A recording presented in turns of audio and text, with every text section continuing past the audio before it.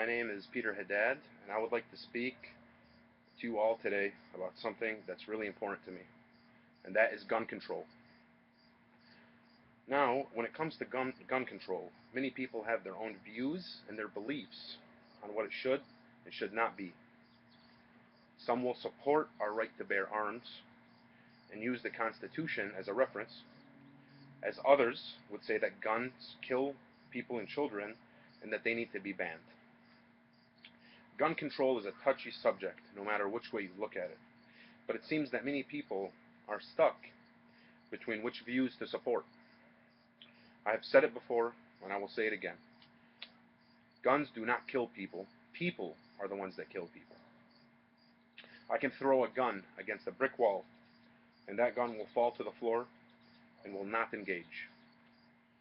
People kill people with not only guns, but with knives, forks, rocks, vehicles, even hands.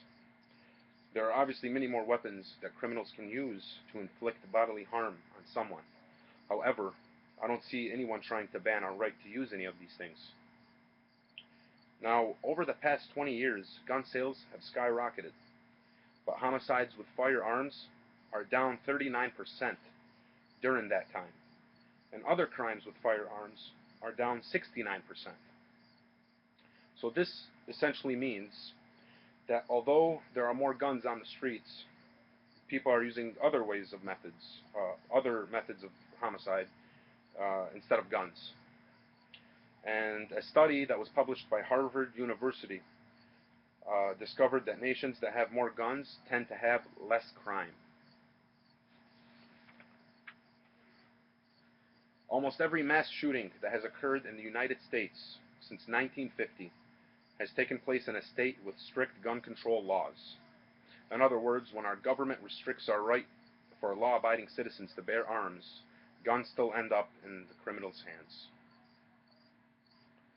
Approximately 200,000 women in the United States alone use guns to protect themselves against sexual crime every year. Without our right to bear arms, the chances of these women falling prey to rapes, assaults, and murder would increase dramatically. Guns in the United States are used 80 times more often to prevent crime than they are to take lives. Think of it this way. If police officers were not allowed to carry weapons, how many officers would fall victim to murder? One of the main reasons that police officers do carry weapons is to prevent crime. So law-abiding citizens should be able to do the same thing. Now, the United Kingdom has the lowest rates of gun homicides in the world. However, that doesn't mean that it's the safest place to live either. The UK has approximately 125% more rape victims per 100,000 residents than the United States does. The United Kingdom approximately has 133% more assault victims per 100,000 people each year than the United States does.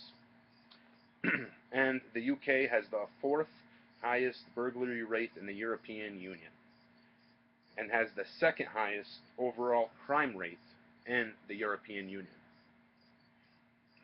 The UK has very strict laws prohibiting the use of guns. However, you have seen it's not working out in their best interest. Kennesaw, Georgia, passed a law requiring every home to have a gun and to maintain that gun. The crime rate dropped by more than 50% over the course of the next 23 years. And there was an 89% decline in burglaries. Wow. Sounds like a safe place to live to me. The state of Illinois remains the only state with no provisions on letting private citizens carry guns in public. However, in 2011, Chicago was named the U.S. murder capital of the world, when guns were strictly prohibited. Our Second Amendment of the Bill of Rights does not guarantee the right to bear arms. However, it says the right to bear arms shall not be infringed. Our founding fathers looked out for the best interests of the American people and put these rights for our safety and freedom. It bothers me that our rights have already begun to be violated with states banning firearms when that is not the problem. I think to myself and I wonder that alcohol and tobacco have killed more people in the United States than every cause of homicide combined. However, they remain legal for our consumption. A great reason why Americans should be able to carry firearms could be easily told by the story of Eric Martin. Eric lives in Utah and was sleeping one night with his fiancée and his child when he heard noises. He grabbed his 9mm handgun and proceeded when he seen the burglar. He ordered the burglar to get on the ground or he will shoot. He kept the burglar there until the police arrived.